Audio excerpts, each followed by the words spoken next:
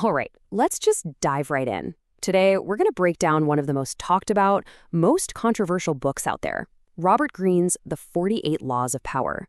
You can think of it as a playbook for influence, pulling no punches, with lessons taken from thousands of years of history. Greene doesn't waste any time. He kicks things off with this quote from Machiavelli, and wow, does it set the tone. This book, it's not about being nice or playing fair. Not at all. It's a cold, hard look at how power actually works, not how we wish it did. It forces you to look at a pretty uncomfortable reality right from page one. So, what's the big idea behind the whole book?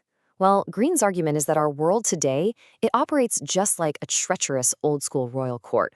Power dynamics are constantly in motion, all around us, whether we want to admit it or not. And guess what? We're all players in this game. But why can't we just, sit this game out? According to Greene, it's because the feeling of being powerless is just fundamentally miserable for us as humans. Nobody is happy being helpless. That drive to have some control, some influence, it's a powerful force in everything we do.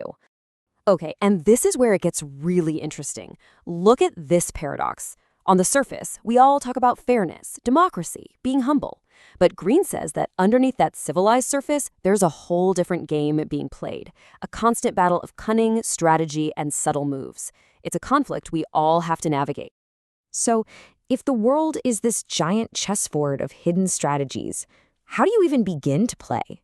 Well, that leads us right to Greene's core philosophy.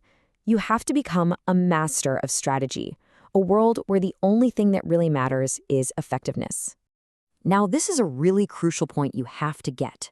Greene presents power as being amoral. It's not good, it's not evil. It's just a tool, like a hammer.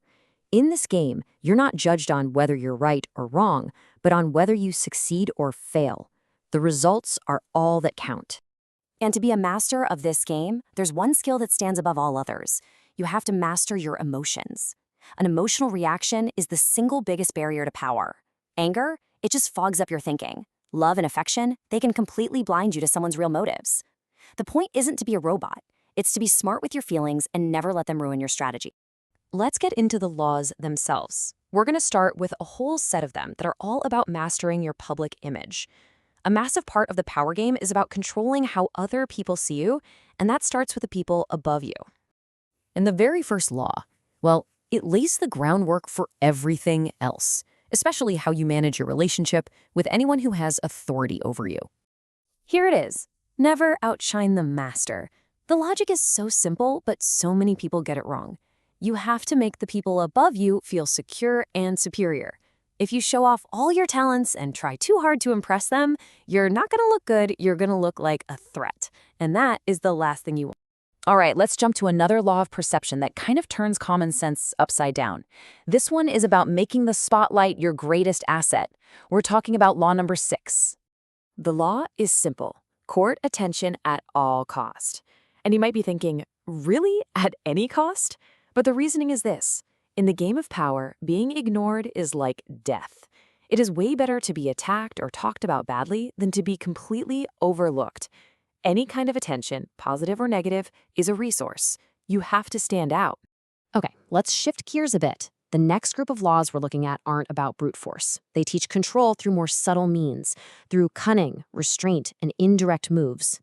And a perfect example of this kind of subtle power is law number 4, which is all about the power of silence. This law says, always say less than necessary. Just think about that. The more you talk, the more ordinary you seem, and the bigger the chance you'll say something foolish.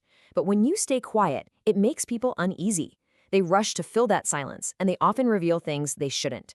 Saying less just makes you seem more powerful. And this quote just nails it. Your silence forces other people to try and figure you out, and they'll often give you more credit for being strategic and powerful than you might actually deserve. It creates this whole aura of intimidation and control. Let's look at one final law that really shows this idea of strategic control. This one's about getting other people to come to you. It's law number 8. It's so simple. Make other people come to you. Use bait if necessary. The whole idea is that when you make someone else react, you're the one in the driver's seat. It is always, always better to lure your opponents onto your home turf, forcing them to abandon their plans. That puts them on the defensive, and it gives you a huge advantage. And this breaks it down perfectly. You dangle some kind of irresistible bait, something that makes them react. The second they move towards you, they're in your world, playing by your rules. And at that point, just like it says, you hold all the cards. So after going through all these pretty ruthless strategies, the book really makes you stop and ask yourself a huge question about your own life and how you fit into this whole game. And this is Greene's answer. He basically argues that trying to just opt out of the power game is pointless. It doesn't make you a better person, it just leaves you powerless. You're already on the board, whether you like it or not. So the book's final takeaway is pretty clear. Since you can't avoid the game, you're way better off becoming a master at it, an artist of power, than being a victim. This isn't about being evil, it's about being smart and effective, and it requires a total shift in how you see the world and your place in it. And that leaves us with the ultimate question Greene leaves hanging in the air. It's a pretty provocative thought to end with, forcing you to think about where you stand in all of this. In a world that runs on these laws, what's the real cost of refusing to learn the rules?